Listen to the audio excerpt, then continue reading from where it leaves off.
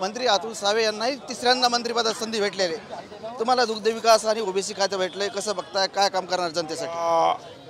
OBC, दुग्ध विकास आणि solar energy म्हणजे रिन्युएबल एनर्जी असे 3 डिपार्टमेंटचं काम दिलेलं आहे। ओबीसीचं मागच्या 2.5 वर्षात पण मी त्या डिपार्टमेंटमध्ये काम केलं आहे। नक्कीच ओबीसी समाजाला न्याय देण्याचा मी प्रयत्न करीन आणि दुग्ध विकास आणि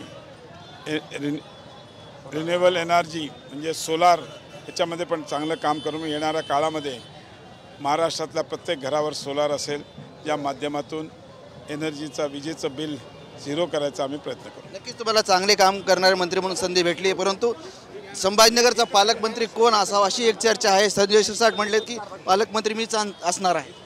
मी तुम्हाला सांगितलं, मी अगोदरही सकाळी मीडियाला सांगितलं की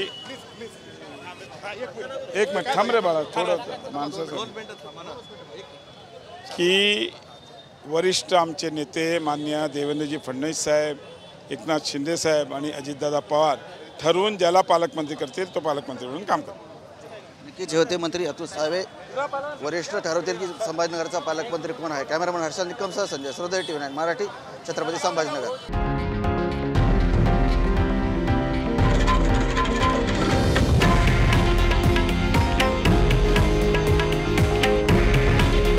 हे आहे देशातील नंबर 1 न्यूज नेटवर्क आणि आपण पाहत आहात TV9 मराठी। काळजी तुमची, हित महाराष्ट्राचं।